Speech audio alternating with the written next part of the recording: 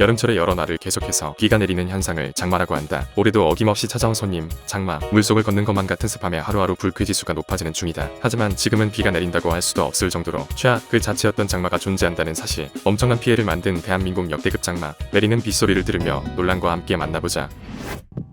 기후위기로 기상현상의 편차가 커지고 단기적으로 급격한 변화가 나타나는 기상변동성이 심화되고 있는 요즘, 장마의 크기나 기간 등을 예측하기 점점 더 어려워지고 있다. 이렇게 예상치 못한 재난이 더욱 큰 피해를 낳는 법, 한국의 역대급 장마로 인한 난리 물난리를 모아봤다. 1925년 을중년 대홍수, 이해에는 총 4번에 걸쳐 역대 최악의 홍수가 발생했다. 당시 일제의 지배를 받고 있었고 홍수 대비 시설이 갖춰진 것도 아니라 피해는 실로 엄청났다. 1차 홍수는 7월 7일 대만에서 발생한 태풍으로 일어났다. 황해도 남쪽 지방에 300에서 500mm의 비가 쏟아져 한강, 금강, 만경강, 낙동강이 모두 범람했다. 1차 홍수로 인한 물이 다 빠져나가기도 전에 7월 14일 임진강과 한강 주변에 집중호우가 쏟아졌다. 18일까지 계속 내린 비의 양은 무려 650mm에 달했다고 한다. 임진강과 한강은 대범람을 일으켰고 한강 수위는 사상 최고로 높아졌다. 서울의 영등포와 용산에 제방이 넘쳐 강변 주변 땅이 물에 잠기고 지금의 동부 이촌동, 뚝섬, 송파, 잠실 부근은 온통 진흙 바다를 이루었다. 이에 2차 피해도 이렇게 어마무시한데 8월 초 3차 홍수가 발생해 대동강과 청천강이 범람했고 8월 말에는 남주 지방에 어마무시한 비가 내렸다. 4차례에 걸친 홍수로 사망한 사람은 무려 647명이다. 2만여 채가 넘는 집이 무너지거나 사라졌고 물에 잠긴 집은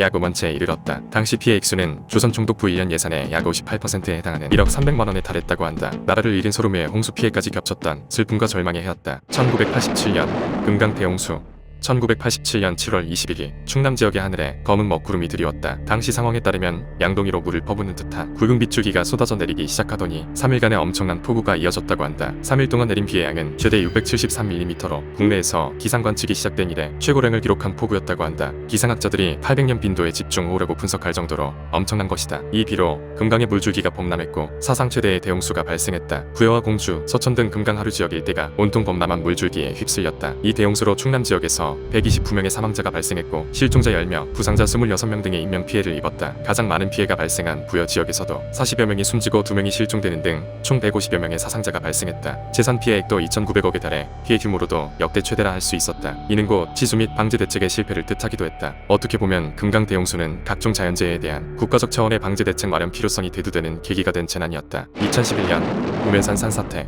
서울이 바다가 됐다. 폭우 피해 속출 교통대란. 2011년 7월 27일에 한 기사 제목이다. 이날은 시간당 최대 100mm의 폭우가 서울 관악구, 서초구, 강남구 등 한강 이남 일부 지역에 집중적으로 쏟아졌다. 시간당 100mm는 100년 만에 한두 번 있을까 말까 한 수준의 물폭탄으로 인근 지역은 바로 물바다가 되었다. 평년 전체 장마 기간 동안 내리는 비의 절반가량을 하루 만에 쏟아부은 것으로 분석된 최악의 집중호우가 발생한 것이다. 가뜩이나 지반이 취약한 우면산 자락 여러 곳이 산사태를 일으키면서 막대한 인명피해를 냈는데 이 사건이 바로 18명이 목숨을 잃은 우면산 산사태다. 강남역 사거리가 침수되고 산사태로 형충마을 반 이상의 가구가 고립되었다. 당시 동일본 대지진 쓰나미에 버금가는 산사태 동영상이 공개되면서 그 위력을 더욱 실감케 만들었다. 집중호우뿐만의 문제가 아니라 무분별한 공원과 산행로 개발, 사방 구조물의 미흡, 뒤늦은 재난 문자 발송 등이 허술한 방제 시스템 역시 도마 위에 올랐다. 과거 큰 아픔을 겪고도 달라지지 않은 대책 방안에 많은 주민들이 분통을 터뜨렸다. 이는 순식간에 서울 도심이 마비된 10년 내에 최악의 물난리로 선정되기도 했다. 2020년 한반도 폭우 사태.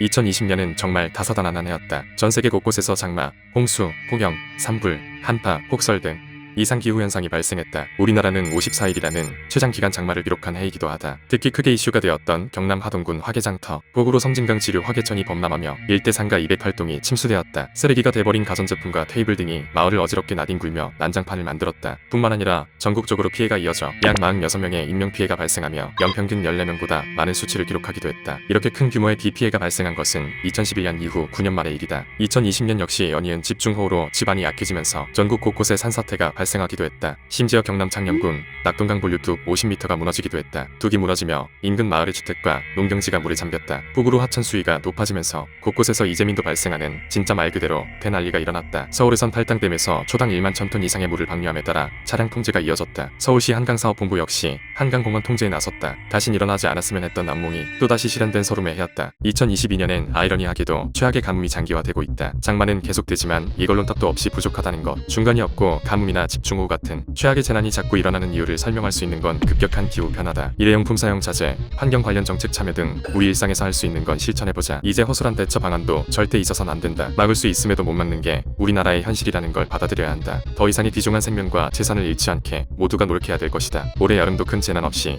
무사히 잘 지나가기를 바라본다.